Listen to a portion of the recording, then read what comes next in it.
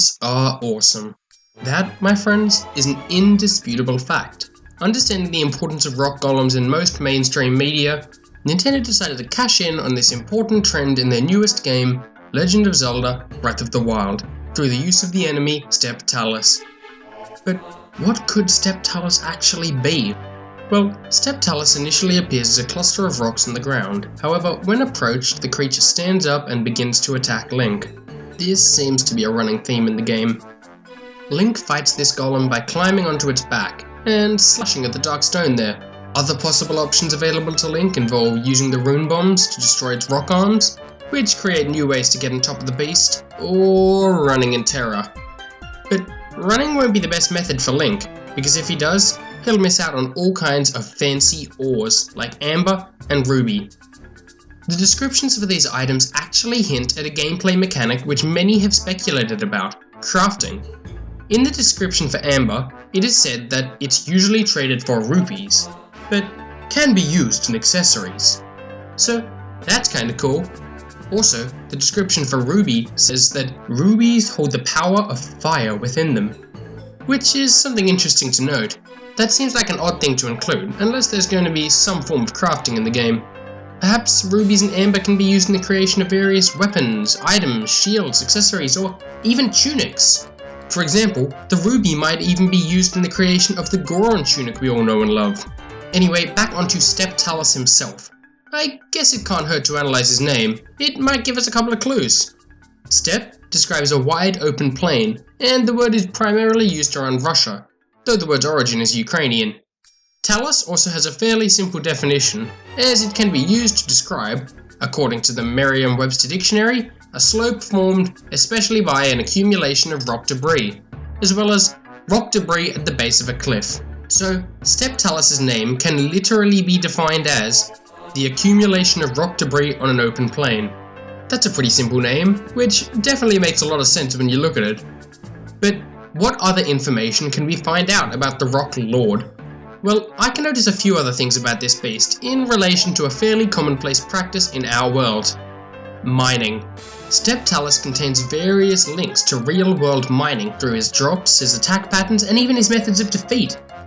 First, if we look at some of his methods of attack, Steppe Talus' primary ways of attack all share one common trait. If we look at his two main attack methods, they are 1. Throwing parts of his body at Link, or in other words throwing large rocks on top of Link. 2. Falling on Link, or in other words dropping a large rock on top of Link. I think you can see the connection here, can't you? That's correct. Both of Steppe Talus' attacks involve him crushing Link under the weight of rocks. This is, sadly, something that happens in the real world. Though we don't call it the attacks of Steppe Talus. We call them mining accidents. Though mining accidents aren't exclusively involved with the collapse of mines, with many of them being involved with explosions and gas leaks, collapses are still a very big issue. Mine collapses have happened all around the world. One of the luckier cases happened in 2010, about 45 miles out from Copiapo in San Jose, Chile. The mine collapsed, trapping 33 miners about 700 meters or 2,300 feet below the surface. Thankfully, all 33 miners were rescued, though the mine was later closed. However, not all collapses end so well. In August of 2007, the Crandall Canyon mine, located in Emory County, Utah, collapsed, trapping 6 miners inside. 10 days after the collapse, 3 rescue workers were killed by a second collapse. All 9 people involved were later declared dead, and their bodies were never recovered, remaining in the mine to this very day. Mine collapses can have devastating effects, and in my mind there are some definite parallels to the colossal attacks of Steppe Talus. So, what about the whole element of attacking Steppe Talus? Well, as I said before, the only way to actually deal damage to the Rock King is to attack the dark stone in his back. However, that's not the only interaction that can be made with his body. Using the bombs from the Sheikah Slate, Link can blow up parts of Steppe Talus' body. This is, again, similar to real-world mining. In mining, one of the main methods of getting into the actual mines is to use dynamite to blow up the entrances, allowing passage to the good parts. Of course, no miner will be so stupid as to simply throw a bomb and hope for the best, as Link does, but the basic premise is similar. Blow up a part of the mine or golem to get to the stone you actually want. And the drops make sense too. rubies. Unlike the other parts, this is fairly obvious. Rubies come from mines. As for the amber, well, maybe Steppe Talus got the amber on the surface where he currently is? Either way, it's time to actually talk about where Steppe Talus comes from. My theory. After all, it doesn't seem likely for such an interesting rock god to have no lore-based origin. So, as you can see, Steppe Talus is a great beast. Though, all parts of him regenerate except the dark stone in his back. Why is that?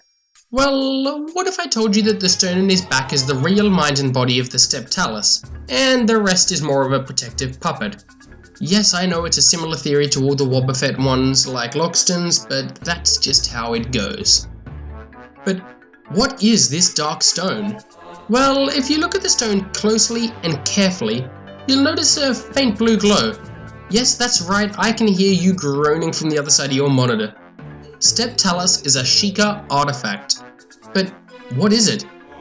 Well, that stone in its back, though different, bears a striking similarity to another Sheikah artifact, the Timeshift Stone. Perhaps, while the Sheikah were mining out the Timeshift Stones, there was an error with one of the stones. The stone developed its own sentience and broke free. Or maybe the Sheikah were attempting to robotify the Timeshift Stones, as they had with many of their other objects. In this game, losers get roboticized.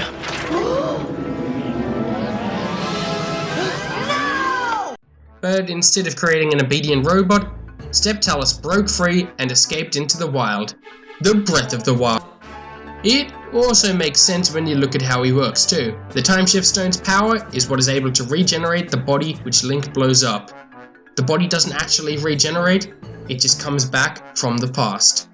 Anyway, that's all I've got for you this time. So don't forget to like the video, share the video on Facebook, comment your thoughts on the video, and don't forget to subscribe to me for some more video game music themed videos from The Gamer Musician.